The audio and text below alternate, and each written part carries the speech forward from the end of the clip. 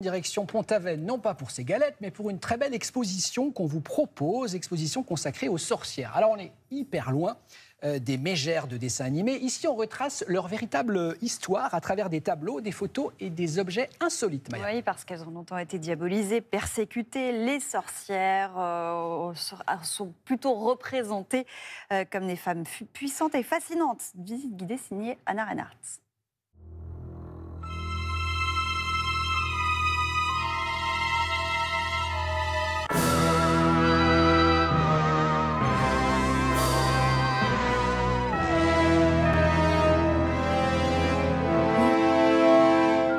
Dans l'inconscient collectif, la sorcière, c'est celle qui a le nez crochu, celle des contes que nous racontaient nos parents au coin du feu, celle qui faisait peur, celle qui allait manger les enfants. On a vraiment finalement une double facette dans cette exposition de la sorcière, entre la vieille peau et la femme fatale, mais aussi une troisième au final, la femme qui sait.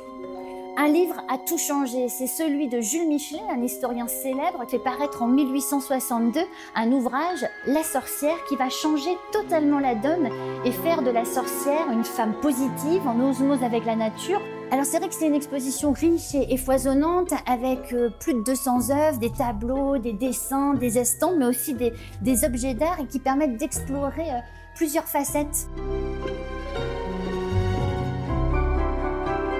Alors là, on voit vraiment une double facette de la sorcière. La vieille, qui sait, qui fait peur, et là, eh bien, elle transmet tout son savoir à une jeune femme.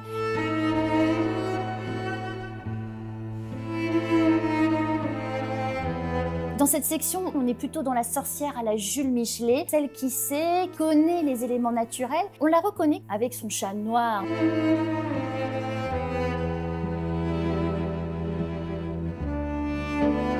Evelyne de Morgan va ouvrir une autre facette de la sorcière en montrant une femme entourée finalement de livres pleines de savoir avec ce filtre d'amour.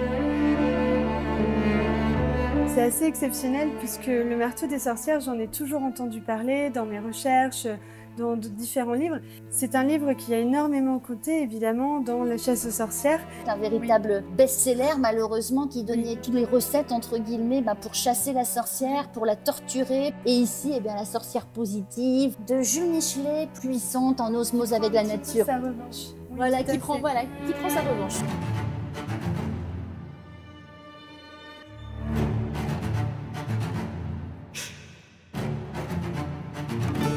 Véritablement, la sorcière bretonne au 19e siècle en Bretagne, tu sais, c'est cette guérisseuse qui va être consultée à la campagne. En Bretagne, on est vraiment sous-médicalisé. Oui, bien sûr. Ouais. Donc on va privilégier la sorcière bretonne ou le sorcier aussi. Et on va le privilégier vraiment pour des soins éthérés, disons un petit peu surnaturels. Le contact avec les défunts, etc. Ou alors les rebouteux et les rebouteuses. Et dans ces cas-là, ils seront accompagnés de plantes. Ce que je note, c'est les détails dans les mains. Ça me rappelle la première sorcière que j'ai étudiée, Naya. Naya, c'est une sorcière qui a été notamment photographiée par Charles Géniaud à Rochefort-en-Terre. Voilà. Et c'est un peu notre Naya à Pont-Aven avec ce doigt qu'elle porte. Alors c'est vrai qu'on est dans une Bretagne sous-médicalisée et on a finalement peu de possibilités en Bretagne à cette époque-là. Soit on se voue à un saint, on va dans une fontaine guérisseuse, soit on va chercher la vieille sorcière au final.